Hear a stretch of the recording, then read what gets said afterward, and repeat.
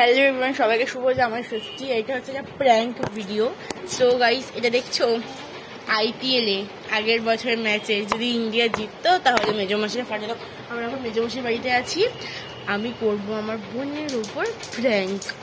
হ্যাঁ গাইস, আমি আমার বোনের উপর প্র্যাঙ্ক করব।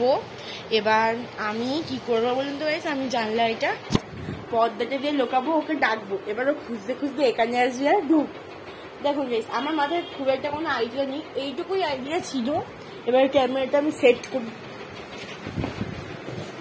ওকে, আর মেজমাসির কুলার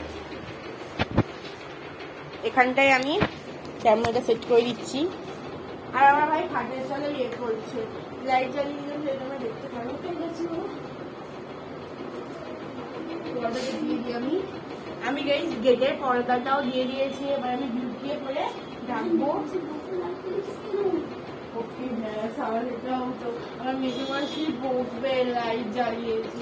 ঠিক আছে গাইস, লাইটটা বন্ধ থাক, তোমরা একটু এইভাবে ম্যানেজ করে নিও।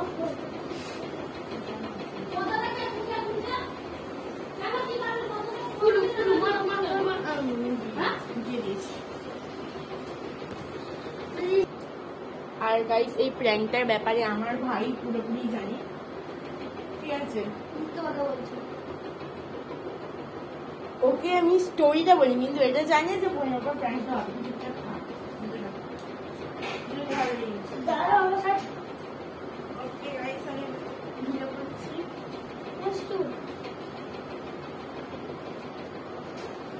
আমি মিষ্টি ডাকবো, যেরকম ডাকিস না, মিষ্টি হয়ে গেছে। মিষ্টি এদিকে আয় তো।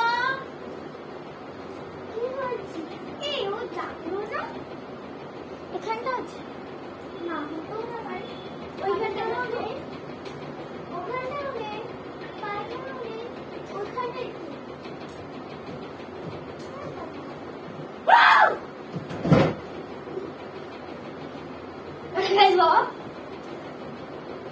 পাগল নাকি মিষ্টি তুই?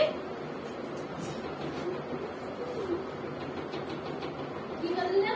মিষ্টি পড়ে গেছে কাঠের মধ্যে। তাহলে কি করছিস? ওই ঘর থেকে সবাই ছুটে এসছে, আর মিষ্টির তো একদম রিয়াকশন খুবই খারাপ। এইদিকে এখন না,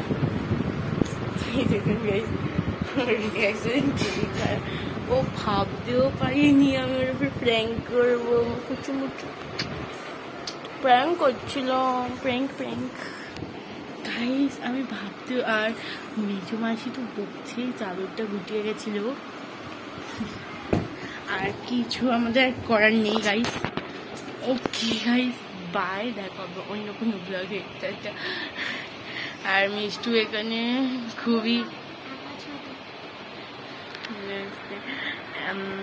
ও তাই বলছে আমাকে, আমি জানতাম না রে দিদি এত জোরে আওয়াজ হবে,